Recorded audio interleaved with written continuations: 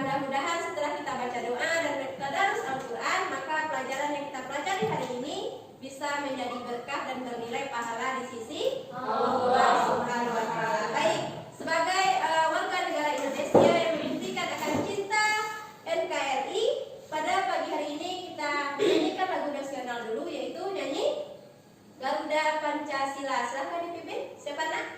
Pancasila, 1, 2, 3. Garuda Pancasila.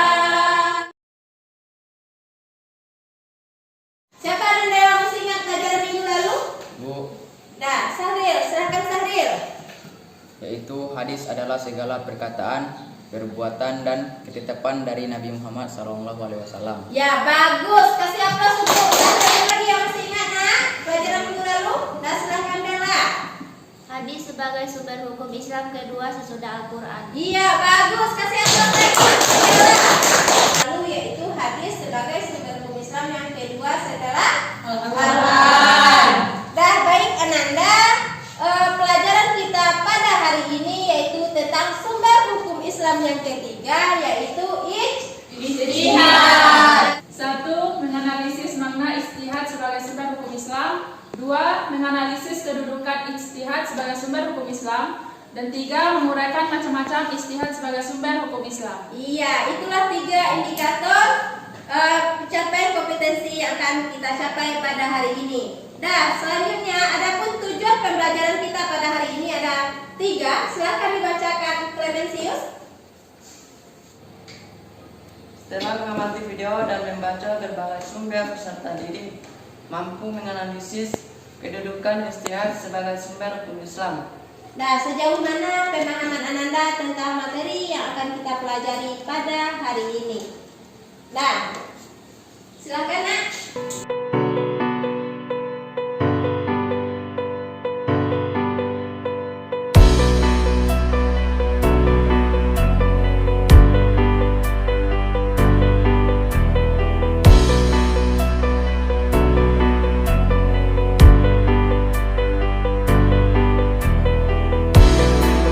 Sudah siap nak? Nah, silakan dikumpulkan.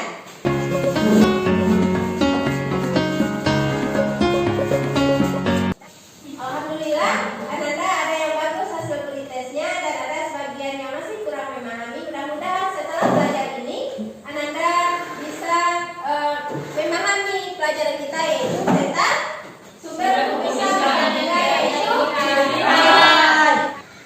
Kita selanjutnya tentang pengertian ijtihad, yaitu pengertian ijtihad secara bahasa dan istilah. Silahkan Dela dibacakan nak. Secara bahasa artinya mencurahkan tenaga bersungguh-sungguh.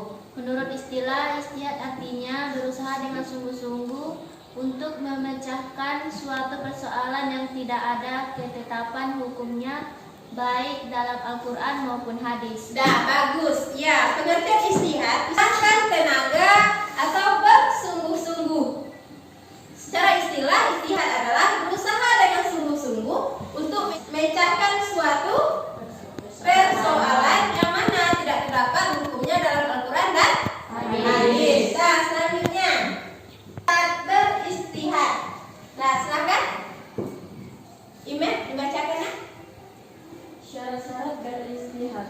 Orang yang melakukan istihad disebut mujtahid. Syarat yang harus dimiliki seseorang untuk melakukan istihad sebagai berikut. 1. Memiliki pengetahuan yang luas dan mendalam. 2. Memiliki pemahaman mendalam dan memahami cara merumuskan hukum. 4. Memiliki keluhan akhlak mulia. Nah, ya, syarat seorang mujtahid itu ada 4, seperti yang dibacakan oleh teman Ananda tadi. Jadi apabila seorang ingin menetapkan atau memutuskan suatu hukum, maka harus memenuhi 4 syarat tersebut. Nah, selanjutnya silakan dibacakan Eza. Kedudukan dan fungsi ijtihad. 1. Sebagai sumber hukum Islam ketiga setelah Al-Quran dan hadis. 2. Sarana untuk menyelesaikan persoalan baru. 3. Wadah mencurahkan pikiran umat Islam. Iya, itu adalah kedudukan dan fungsi ijtihad, yaitu sebagai sumber hukum Islam ketiga setelah Al-Quran dan hadis. Dan setelah itu sebagai satu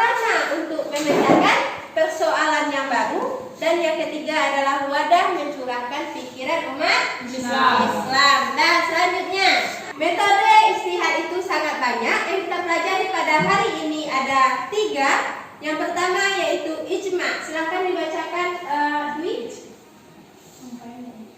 Ijma adalah Ulama ahli ijtihad dalam memutuskan suatu perkara atau hukum. Nah, metode ijtihad yang kedua itu adalah qiyas. Silahkan Dila dibacakan. Nak. Qiyas adalah mempersamakan, menganalogikan masalah baru yang tidak terdapat dalam Al-Quran atau hadis dengan yang sudah terdapat hukumnya dalam Al-Quran dan hadis karena kesamaan sifat atau karakternya. Iya, nah itulah yang dikatakan dengan ijtihad. Lanjut yang ketiga yaitu maslahah mursalah. Silahkan siapa anda yang bisa bacakan? Mursalah artinya penetapan hukum yang menitikberatkan pada kemanfaatan suatu perbuatan dan tujuan hakiki universal terhadap syariat Islam. Nah, masih ingat kelompok yang Ibu bagi minggu kemarin? Masih. Nah, sekarang ada tugas kelompok. Silakan anda duduk berdasarkan kelompoknya. Baik, anda silakan perhatikan ke depan. Tugas kita hari ini adalah tugas kelompoknya. Amati gambarnya. Setelah itu didiskusikan dengan teman kelompoknya apa yang anda pahami dengan gambar yang ada di depan. Ngerti tugasnya, nak? Ngerti, Bu. Nah, silakan dikerjakan dari sekarang.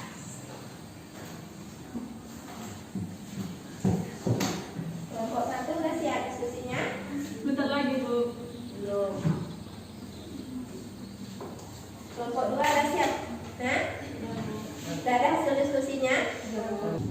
Nah, baik Ananda, silakan sekarang dipresentasikan hasil diskusinya di depan. Perwakilan kelompoknya silakan tampil ke depan. Siapa dulu? Kelompok 1, silakan nak. Bacakan hasil presentasinya di depan. Nah, di tengah aja.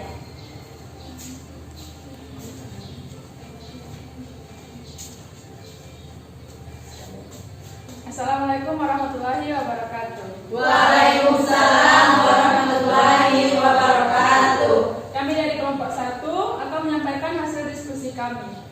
Orang yang melakukan ijtihad disebut mustahid. Para mustahid harus memenuhi syarat-syarat tertentu dalam memutuskan suatu hukum dan dilakukan oleh banyak ulama. Teman-teman ada yang ragu dan ingin bertanya, silakan. Kalau tidak ada, hanya itulah presentasi dari kelompok kami. Assalamualaikum warahmatullahi wabarakatuh. Waalaikumsalam warahmatullahi wabarakatuh. Nah, selanjutnya kelompok 2, silakan disampaikan hasil diskusinya di depan, nak. Assalamualaikum warahmatullahi wabarakatuh. Waalaikumsalam warahmatullahi wabarakatuh. Kami dari kelompok 2 akan menyampaikan hasil diskusi kami, yaitu ijtihad memiliki kedudukan sebagai sumber hukum Islam secara Al-Quran dan hadis. Ijtihad dilakukan jika suatu persoalan tidak ditemukan hukumnya dalam Al-Quran dan hadis. Namun demikian, hukum yang dihasilkan dari ijtihad tidak boleh bertentangan dengan Al-Quran maupun hadis. Teman-teman ada yang ragu dan ingin bertanya, silahkan. Ada yang ragu, nak? Silakan. Apa saja contoh ijtihad pada sekarang ini? Terima kasih kepada kelompok 1. Saya akan menjawab pertanyaan kelompok 1. Salah satu contoh ijtihad dalam kehidupan zaman sekarang, para ulama melakukan ijtihad dalam proses penentuan 1 Ramadan dan juga 1 Syawal. Mereka akan berdiskusi untuk menentukan dan menetapkan 1 Ramadan dan 1 Syawal berdasarkan perhitungan serta hukum Islam yang ada sebelumnya. Apakah kelompok sudah mengerti? Ya, silakan. Baik, hanya itu dari kami. Assalamualaikum warahmatullahi wabarakatuh. Waalaikumsalam warahmatullahi wabarakatuh. Assalamualaikum warahmatullahi wabarakatuh. Waalaikumsalam warahmatullahi wabarakatuh. Kami dari kelompok 3 akan menyampaikan hasil diskusi kami. Ijtihad merupakan sumber hukum ketiga setelah Al-Quran dan hadis. Ijtihad adalah alat penafsiran yang menerapkan penalaran hukum sesuai syariat Islam yang belum ada dalam Al-Quran dan hadis. Baiklah teman-teman, apa ada yang ragu dan ingin bertanya? Ada yang bertanya, nak? Tidak ada. Tidak ada. Kalau tidak ada, hanya itulah presentasi kelompok kami. Assalamualaikum warahmatullahi wabarakatuh. Waalaikumsalam warahmatullahi wabarakatuh.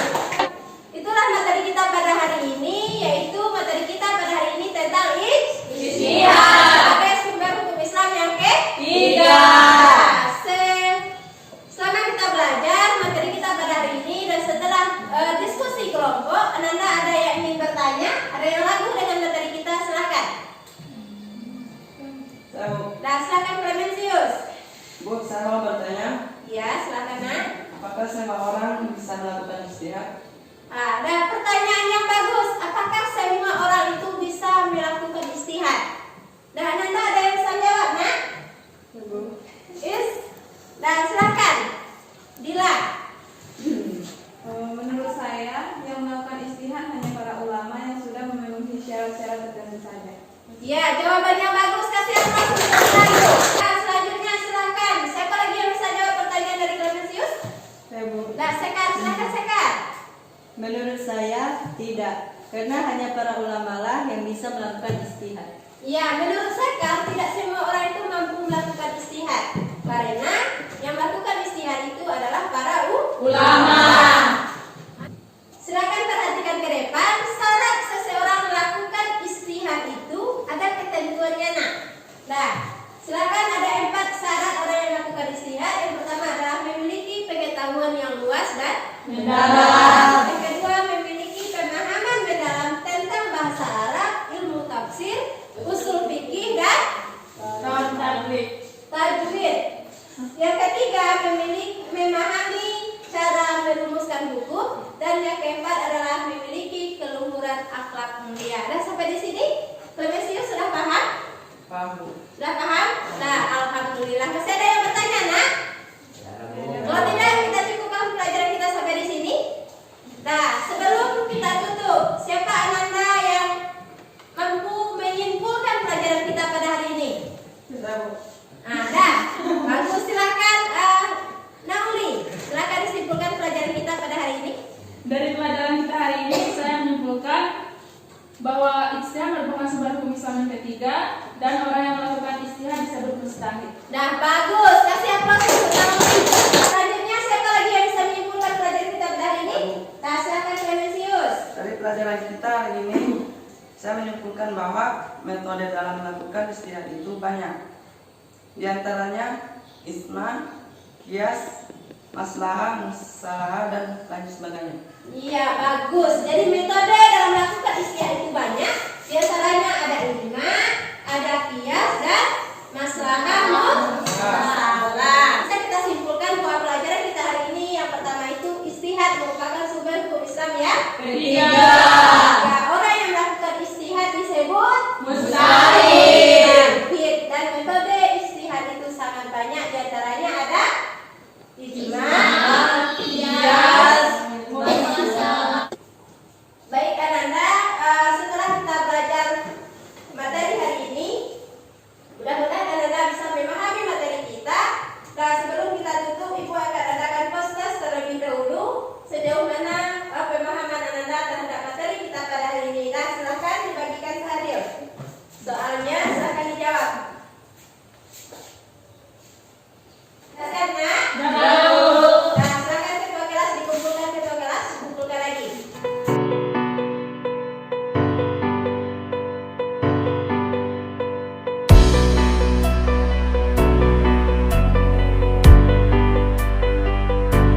Nah, alhamdulillah, Ananda ada yang sudah jawabannya bagus, ada yang nilai 100, dan masih ada sebagian yang tidak betul jawabannya. Nah, Ibu berharap Ananda nilainya yang di bawah KKM, silahkan belajar lebih giat lagi, dan Ibu beri tugas di rumah yaitu menghafal pengertian ijtihad, kedudukan, dan metode ijtihad. Bisa, nak? Nah, Ananda adalah kurang memuaskan nilainya. Nah, jadi silahkan dikerjakan tugasnya di rumah. Nah, baik Ananda, untuk pelajaran kita hari ini kembali kita simpulkan. Sebelum kita tutup, siapa yang bisa menyimpulkan tadi? Silahkan, Nauli. Dari pelajaran kita hari ini, saya menyimpulkan bahwa ijtihad merupakan sumber hukum Islam yang ketiga, dan orang yang melakukan ijtihad disebut mujtahid. Iya, bagus.